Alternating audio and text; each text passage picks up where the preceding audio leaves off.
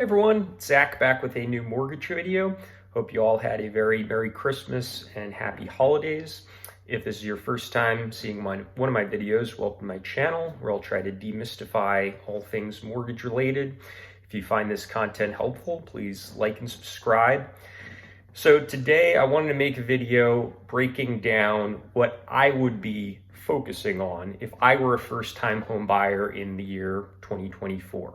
As we head into this new year, depending on the scenario, I'm going to break down two scenarios for myself, trying to put myself in the shoes of a first-time home buyer. One, if I was a single person who is focusing really on the investment and what I did in reality, my first foray into real estate, and then where I am now, where I'm married, about to have a kid, if this was my first foray into real estate, what I would be focusing on then. So let me start out with what I actually did as my first break into real estate. I was 25, single, and focusing really just on the investment part. I did not have a family, so I was looking at it from an investment standpoint. So what I did essentially was house hack. I lived in one room, rented out others. At the time, my focus was on breaking even between the mortgage and the rent I collected. I wanted to be net zero at least. In this current market environment where rates are higher and home prices are higher than back then, I would be focused on, can my net payment between the mortgage and the rent be less than it would cost me to rent a property? Because you are going to be able to most likely refinance in the next couple years when rates go down. And once you move out, you'll be able to cash flow.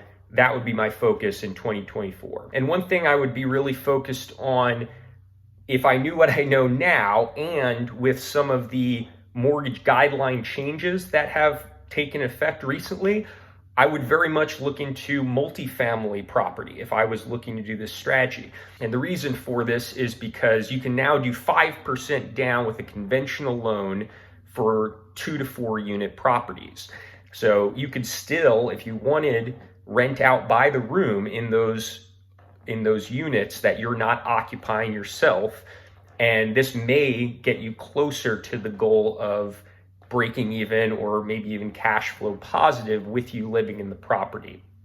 This is a change that recently just happened, and it may drive the demand up for multifamily units. But I think right now, where interest rates are still high, this could be a really good opportunity. Now, on the other hand, let's say where I'm at now, where I am married and about to have my first child, not looking at the property investment part, but looking for a home, my main focuses would be, am I planning on living in the property or at least holding on to the property for at least 5 to 7 years to make sure it's a good investment?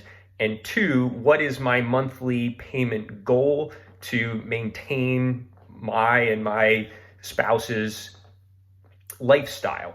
And based on that, I would make my determination on whether to buy and what I can afford. I would definitely, to figure out how to get to that monthly payment, reach out to a mortgage advisor like myself, because there are a lot of creative ways to get to that mortgage payment, but that would be my focus in 2024. Now, I think one thing that is important to note, because of the current environment we're in, once you have that target payment of what's really true to you, your payment that you want to be below, if you can get to that target now, I would strongly recommend pulling the trigger, because if you suddenly adjust your target because, hey, maybe mortgage rates are going down, I think I'd rather go, $400 lower. If you're doing that, just know that you're risking the possibility that as rates go down, more buyers enter the market and prices go up, and suddenly you're kind of in the same boat that you were, except you're having to bid against other buyers, and it's possible you'd be in an even worse boat than if you had just pulled the trigger initially. And understand that if that does happen, if rates go down and you buy the property where your monthly payment is already in your range, you can refinance without having to compete with other buyers to get your payment down. So you lock in that price and that payment that you're already comfortable with, and the icing on top, so to speak, is getting an even lower monthly payment.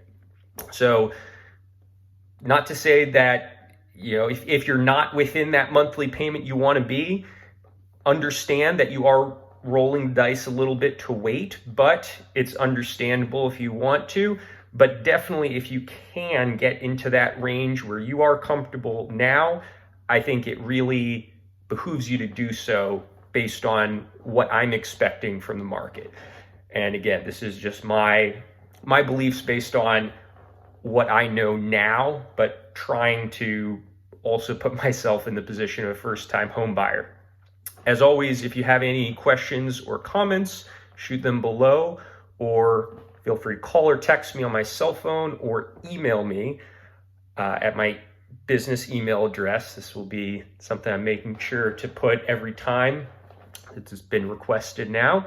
But thanks for tuning in. Hope you all have a very happy New Year's, and I will see you in 2024.